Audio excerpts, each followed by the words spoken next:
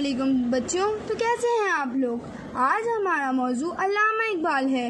اللہ تعالیٰ جب کسی قوم پر رحمت نازل کرتا ہے تو پھر اسے عظیم انسانوں سے نوازتا ہے۔ علامہ اقبال 9 نومبر 1877 کو سیالکوٹ میں پیدا ہوئے۔ آپ کے والد کا نام شیخ نور محمد تھا، جو بڑے صوفی اور خدا ترس بزرگ تھے۔ سیالکوٹ سے FA کا امتحان پاس کرنے کے بعد علامہ اقبال لاہور چلے آئے۔ 1905 میں آپ قانون کی اعلیٰ تعلیم کے لیے انگلستان تشریف لے گئے۔ جرمنی میں فلسفہ PhD کی ڈگری حاصل کر کے ڈاکٹر ہونے کا اعزاز حاصل کیا۔ 1908 میں آپ واپس لوٹے اور آپ نے وکالت کے پیشے کو اپنایا۔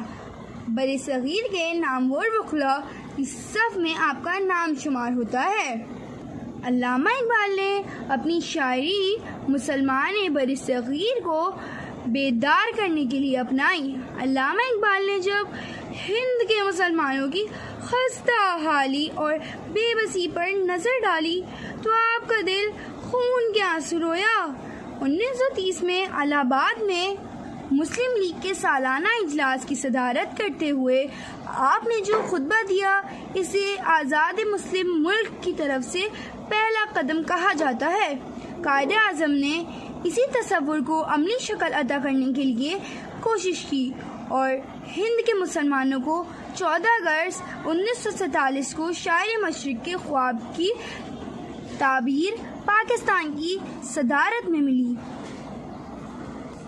علامہ اقبال نے اپنے اشعار کے ذریعے مسلمانوں کو عمل پر کمر بستہ ہونے، سستی سے نجات حاصل کرنے اور جدید علوم کی طرف راغب کرنے کی کوشش کی۔ آپ نے اپنی شاعری میں مسلمانوں کو عملی خودداری اور متحد ہونے کا سبق دیا۔ آپ نے ایک طرف برصغیر کے مسلمان کو 2 قومی نظریے سے آگاہ کیا تو دوسری طرف اتحاد عالم انسان کے لیے کوششیں کی۔